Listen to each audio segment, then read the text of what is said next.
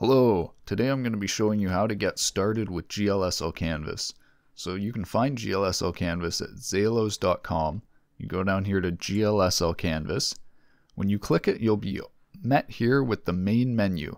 On the left, you'll have the side panel. This is where you do all your coding, and you can configure layers and multiple passes for your shaders. And on the right here, it's the canvas where it will display your shader. So we have a default Hello GLSL animation here. If we click play, you'll see it'll run our shader. Our shader here spells the letters H-E-L-L-O using some simple primitive math and geometry. Then it fades through red, green, blue here. You can see a nice little simple animation. So for this getting started, I'm going to show you how to create a new project. If you go here to the asterisk, it'll open up the project menu. And if we go to new project, we can create a new project from some pre-made templates.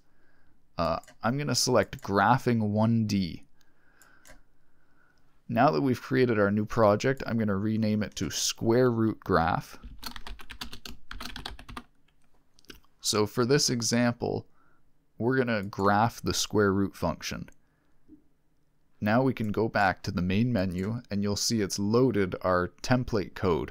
So we're immediately met with our functions definition here. So let's just go ahead and change function 0 to square root x. Now we only want to display this one function, but it's set to 4 functions below. So we'll change this 4 to 1.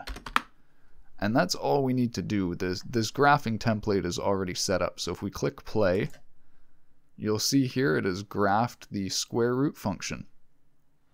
There you go. You've got started with GLSL Canvas. If you would like a text version of the tutorial or more information, you could go to this About page here under the question mark. It has this same getting started guide in text form, and it also has documentation about the variables provided to you in your shader. GLSL Canvas is also open source, so if you want to download the source code or see how it works, that's all available.